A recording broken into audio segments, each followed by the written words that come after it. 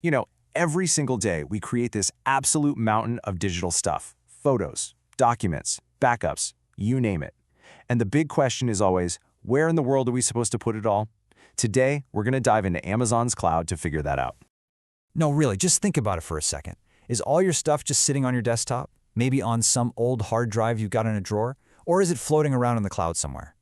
We all have this sort of digital attic, and believe me, how we organize it matters a lot more than you might think. Because choosing the wrong kind of storage isn't just some small technical mistake. It can lead to some seriously major headaches down the road. I mean, think about it. Sure, your keys would be incredibly, unbelievably safe. But when you need them right now to get to work, all that security suddenly becomes a huge problem, right? This is the exact same trade-off we're looking at with cloud storage today. Okay, so let's jump right in with our first option, Amazon S3. And honestly, the best way to think about S3 is to imagine it's your go-to everyday digital filing cabinet. So the S in S3 stands for simple, which is nice, but the words you really want to latch onto here are highly available and frequently accessed. This stuff is built for when you need it now.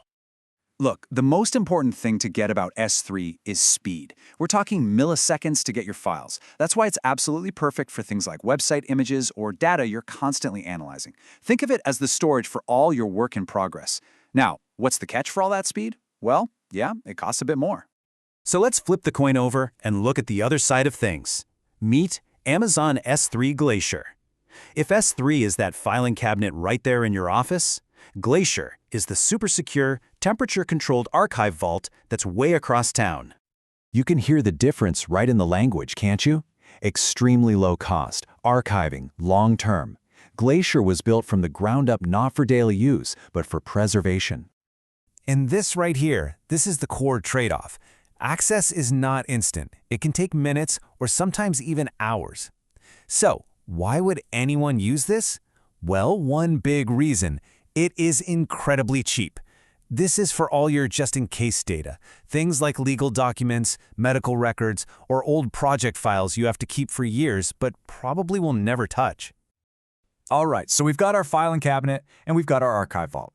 Let's put them side by side, head to head, and see how they really stack up on the things that matter. How fast, how much, and what for. I mean, just look at this. The difference is absolutely dramatic. We're not talking about a small gap here. This is the difference between the blink of an eye and waiting for a pot of coffee to brew. This retrieval time is probably the single biggest thing that will drive your decision. And here's why you'd be willing to wait. The cost. You're paying a premium for S3's instant access. With Glacier, you are trading that speed for massive savings.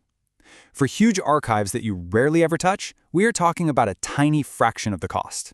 The savings can be just astronomical.